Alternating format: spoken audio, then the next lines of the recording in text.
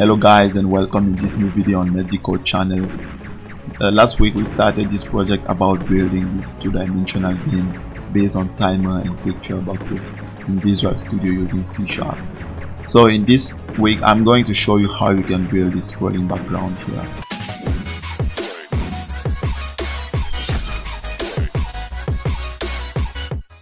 I'm not going to explain to you how to install Visual Studio, and actually we are not going to use any extension library for this project. That's why you just need to install Visual Studio C# with the Net framework. So but actually if you have problem on installing Visual Studio, you can just go to the Microsoft web page, and there you can download the community version. It's free and you have to install it on your computer. So but if you have any concern or question, you can just write in the comment section below.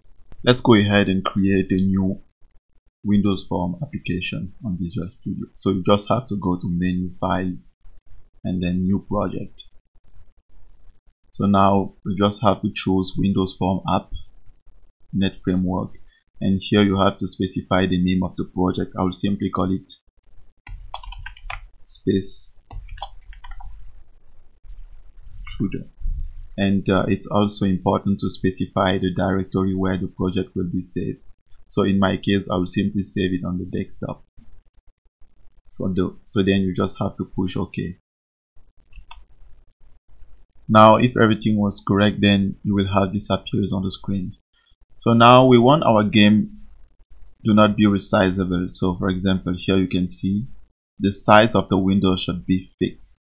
So that's why we need to set up the maximal size of our screen, but the basic step is to set up the size 600 width and 500 height. Specify it by the maximize size.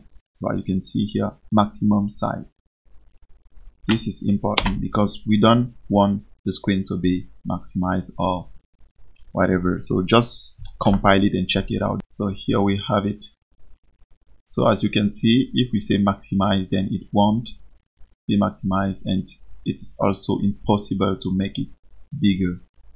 This is actually very important. So this was the first step, and I also put in the description below all images I've been using for this project. As you can see here, we have enemies, we have the player, we have many things. So I just put all these images in the description below. You just have to download them, and then you can have the same final project as me. And what you need to do for that, you need to go to your project folder. So I will simply take the two folders in my case because I already have them. These two folders, as you can see, we have all images we use in the project. This is the icon of the game. As you can see, I put it on my desktop here. So and the song, we have the background song, the explosion, and when I shoot. So I'll just copy these two folders and I will put them in the folder of my project. So where it is, sorry, space shooter, and so now we have this. So just another small specification. As you can see here, I have added a title to my page and also an icon. So if you also want to do that, then you just have to come. So you click on your Windows and you come to the properties of your Windows, and here you can see icon. There you can click on this button here, and you just have to go to your assets folder. You have it in your bin folder, then you have to choose this icon and everything will be done for you. And also the text, the title, you just have to go to the text tag, and there you can set up the value. Now let's move ahead and code a little bit. So for beginning, we need the picture box array. In this picture box, we will actually save all stars we will need for this. Here, as you can see, we have these small things here. These are actually our stars. So some are big, others are small. So this will be actually our array that will save all those stars. We need the background speed, in which speed the background will be actually moved, and we will also use a random for dynamically positioning our stars on the screen. So go back to your Windows screen, and there you have to add a timer. So you click here on toolbox, and there timer, and just drag and drop on the screen, and you have your timer appear here. So just change the name of that timer. So I call it move background. That should be important, because if we want our player to move with a constant velocity, then we will need a timer for that. The timer is actually something like every 10 milliseconds. Here actually it is 100 milliseconds. So every 100 milliseconds, this will actually call a function that will move the background, that will move the stars. Then we will see that the movement will be continuously and constant. So if you don't use timer, then things will go so fast, because the computer is actually too much fast, and things will not look really nice. For a game, we always need timer when we want to have something nice. So that's why we are going to use this timer and enable it, set it to true, because we want that when the game started, then the timer also start to run and the background start to move. So 100 milliseconds, this is the value of the timer, and you actually have to set it to 10. We need it to be 10 milliseconds. So that's good. Now you can see here a method for my Windows load. Windows load method is actually a function, I'll call it like that, that will be called when this Windows will be loaded. So when you compile the game, and when this screen appears on the screen here, then that function will be called. So as you can see inside that method, I initialize my variables I have defined before. So the background speed is 4, so 4 pixels every time when the timer will be called. I will explain more about that a little bit later. So when the timer will be called, then all stars will move from 4 pixels from top to the bottom, 4 pixels every time, 4 pixels. And here we have our picture box array, as you can see, and the random. Now let's move ahead and set up a couple of things. So our stars array we have defined before. Here we just have to add and define them, define all images inside, or all picture boxes inside this. And we haven't used images for stars. We just use some square form things like that.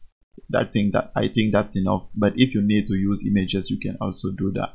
And for adding image in picture boxes, then you just have to say start I and then dot image, and you can set up an image on it, but that's not important.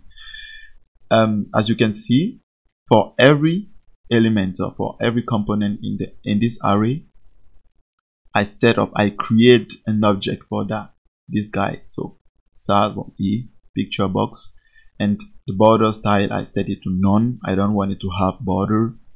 The location, so as I told you before, I wanted to use this random because we need to have a dynamic randomizing, a dynamic position for our stars.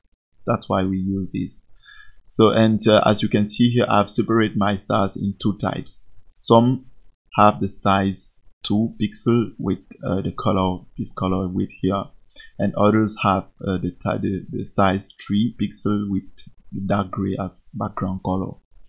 And that's why I use this section of it. But if you want, you can use 1 and just set up all stars with the size 2. And after creating all objects and setting up the parameters of those objects, you have to add this in the tab control here. So now, as you can see, my background is now dark. It's important because if you want to see the stars move on the screen, then you need to set up a dark background, because if you have something white, then it won't be so clear. So that's it. So then here we just add all objects we have created on the control. That's what we do here. And now we move ahead and we set up what the timer will actually do every time when it will be called.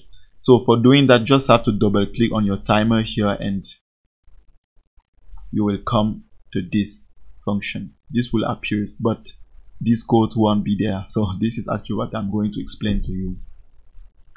So as you can see here, I've defined also here, I divided all these things in two types, so that some stars move faster than others. I will show you that here. Look, for example, you see this guy and this guy, one is faster than another. It's important because it's make it dynamic, so that's why I decided to use that. So, and here I just said from 0 to the half of the length of our array.